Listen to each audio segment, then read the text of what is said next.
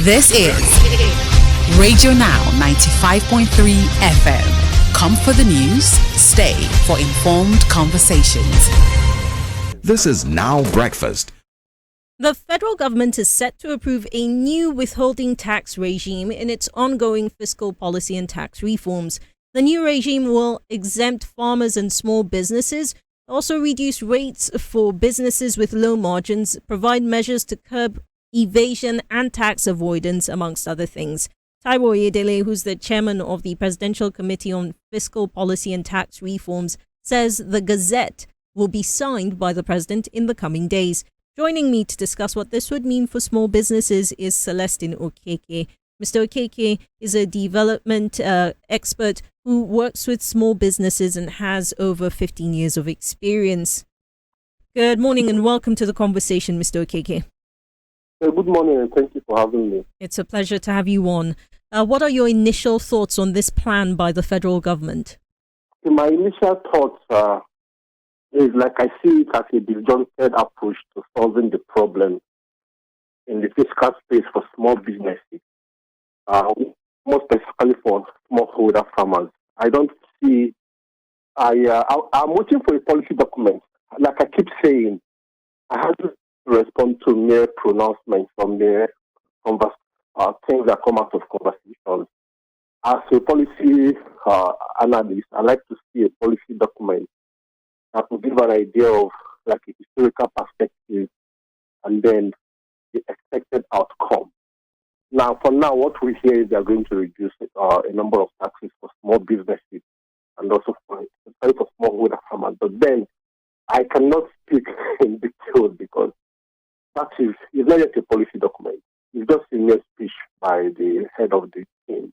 We would await for Mr. President to sign up, and then the policy document is made available to the public. In that time, one will be able to say, oh, we think this would go a long way, or we think it needs some other complementary policies to align with it, or we think it will make sense.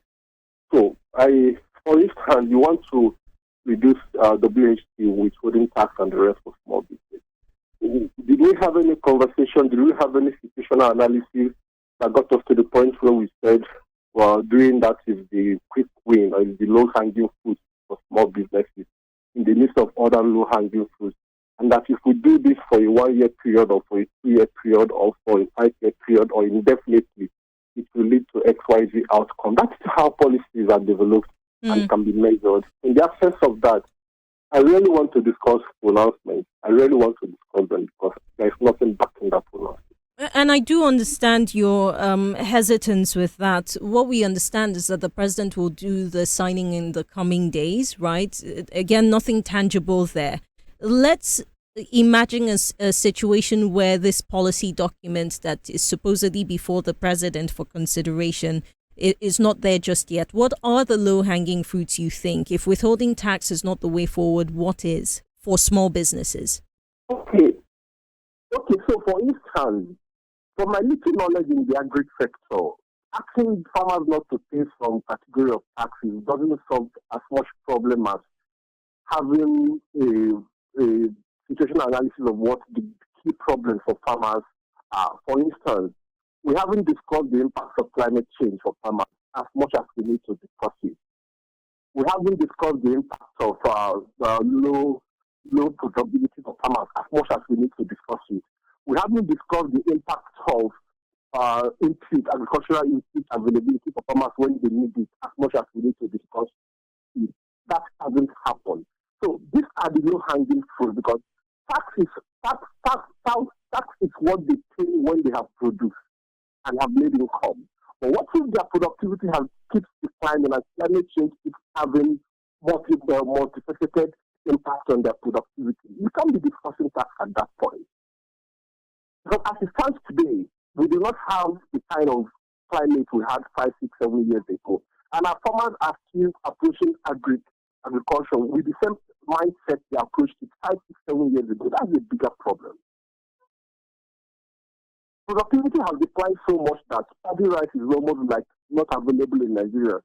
The Minister of Finance said they're going to roll out a policy to import paddy rice. That's like a bigger problem. In my take, we need to address the fundamental problems that is impeding on productivity performance, that is impeding on more purposes getting into the sector, which you will say security is also a big concern in that regard. Let's deal with these key issues and leave the tax part of it here. If I'm making as much as I need to make, I can get this issue when it's going to discuss tax and the rest of it. But I tell you, we all are witnessing the current rising prices of almost steady over a 1 year period or thereabout. And there's little or no farm input with farm produce are going to harvest in the next 3-4 months, which means the prices will keep going up. Let's deal with this issue. I do not think we should be discussing waiving tax or not waiving tax for smallholder farmers who are the majority in Nigeria. We need to address what's going to improve their productivity, what's going to keep them farming, and what to bring us to a food secure country for a start. Mr. Okeke, thank you so much for joining me on the conversation this morning. I do appreciate your time and your thoughts on the matter.